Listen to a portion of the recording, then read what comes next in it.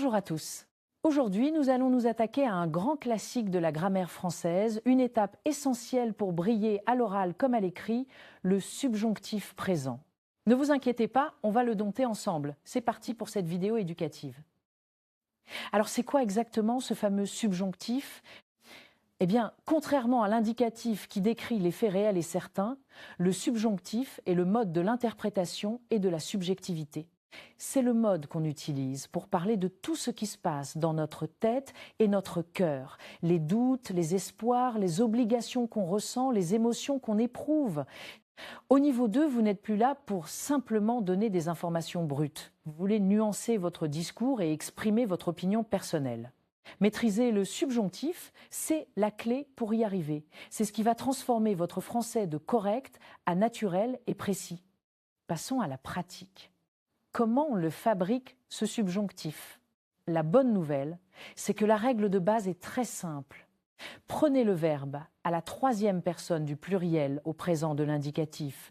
Pour parler, c'est « il parle ». Vous enlevez le « n », « t » et vous obtenez le radical « parle ».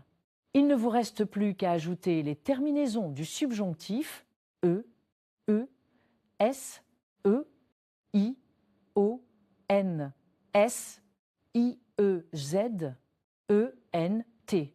Et hop, vous avez que je parle, que tu parles, qu'il parle, que nous parlions, que vous parliez, qu'il parle. Attention, on voit bien la différence avec l'indicatif « nous parlons » devient que nous parlions. Ne confondez pas. Évidemment, il y a des petits malins, des verbes irréguliers. Les deux plus importants, les piliers de la langue française, être et avoir. Pour être, que je sois, que tu sois, qu'il soit, que nous soyons, que vous soyez, qu'il soit. Pour avoir, que j'ai, que tu es, qu'il est, que nous ayons, que vous ayez, qu'ils aient. Prenez le temps de bien les mémoriser, on les utilise tout le temps. Très bien, maintenant que vous savez le construire, voyons quand l'utiliser. Le subjonctif apparaît souvent dans des phrases complexes, après « que », et il est déclenché par ce qu'il y a avant. On peut regrouper ces usages en trois grandes familles. D'abord, tout ce qui touche au doute et à l'incertitude. Ensuite, l'expression du souhait et de la volonté. Et enfin, tout ce qui relève du sentiment et de la réaction émotionnelle. Nous allons détailler chacune de ces familles. 1. Le doute et l'incertitude. Premier cas de figure, vous n'êtes pas sûr de quelque chose. Vous allez utiliser des expressions comme « je doute que »,« il est possible que » ou encore « il n'est pas certain que ». Dans ces cas-là, le verbe qui suit « que » doit obligatoirement être au subjonctif. Regardez cet exemple. « Je doute qu'il vienne ce soir ». Je ne dis pas « je doute qu'il vient », parce que si je doute, ce n'est pas un fait certain. L'incertitude appelle le subjonctif. C'est la logique même de ce mode verbal. 2. Le souhait et la volonté. Deuxième famille, l'expression de la volonté. Quand vous voulez que quelque chose se passe, quand vous exprimez un désir ou une nécessité, vous utilisez le subjonctif. Pensez à des expressions comme « je souhaite que »,« je veux que » ou l'incontournable « il faut que ». Par exemple, « il faut que tu finisses tes devoirs ». L'action de finir n'est pas encore réalisée, c'est un objectif, une volonté. C'est pour ça qu'on utilise le subjonctif « finisse ». On sent bien la nuance avec l'indicatif. Si je dis « tu finis tes devoirs », c'est un fait. Si je dis « il faut que tu finisses », c'est une injonction, une nécessité. 3. L'émotion et la réaction. Enfin, dernier grand usage, et peut être le plus expressif, les émotions. Quand vous réagissez à une situation avec votre cœur, vous passez au subjonctif. Que vous soyez content, surpris, triste ou que vous regrettiez quelque chose, les expressions comme « je suis content que »,« cela me surprend que » ou « je regrette que » déclenchent le subjonctif. Exemple, « je suis heureux que tu sois là ».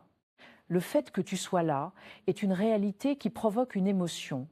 On utilise le subjonctif « soit » pour exprimer cette réaction personnelle, ce sentiment de bonheur. C'est très élégant en français. Maintenant, les verbes fréquents au subjonctif. Pour vous aider à démarrer, voici une liste des verbes irréguliers les plus fréquents au subjonctif à connaître par cœur. On révise ensemble ? Être, que je sois, que tu sois, qu'il soit, que nous soyons, que vous soyez, qu'il soit. Avoir, que j'ai, que tu aies, qu'il ait, que nous ayons, que vous ayez, qu'ils aient. Aller, que j'aille, que tu ailles, qu'il aille, que nous allions, que vous alliez, qu'ils aillent. Faire, que je fasse, que tu fasses, qu'il fasse, que nous fassions, que vous fassiez, qu'il fasse. Pouvoir, que je puisse, que tu puisses, qu'il puisse, que nous puissions, que vous puissiez, qu'il puisse. Savoir, que je sache, que tu saches, qu'il sache, que nous sachions, que vous sachiez, qu'il sache. Répétez-les à voix haute, ça aide à les mémoriser. Place à la pratique. C'est le moment de vérifier que tout est clair. Je vous propose 2 petits exercices. Premier exercice, complétez ces phrases avec le bon verbe au subjonctif. 1. Il faut que tu travailles. 2. Je doute qu'elle venir. 3. Il est important que nous à l'heure. Deuxième exercice, choisissez la forme correcte entre l'indicatif et le subjonctif. Je souhaite qu'il vienne ou vienne demain. Elle veut que tu fais ou fasses attention. Il est possible qu'ils ont ou aient raison. Mettez la vidéo en pause, prenez 1 minute pour répondre et on se retrouve tout de suite après pour le corriger. Voyons voir si vous avez donné les bonnes réponses. Place à la correction. Premier exercice. Complétez ces phrases avec le bon verbe au subjonctif. 1. Il faut que tu finisses ce travail. 2. Je doute qu'elle puisse venir. 3. Il est important que nous soyons à l'heure. Deuxième exercice. Choisissez la forme correcte entre l'indicatif et le subjonctif. Je souhaite qu'ils viennent demain. Elle veut que tu fasses attention. Il est possible qu'ils aient raison. Alors vous avez trouvé ? Passons en revue les réponses et surtout les erreurs les plus courantes à éviter.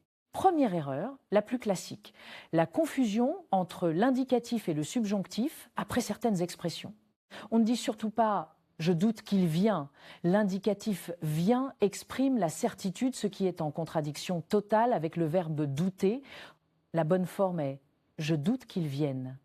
De même, « il faut que tu viennes » est incorrect. On doit dire « il faut que tu viennes ».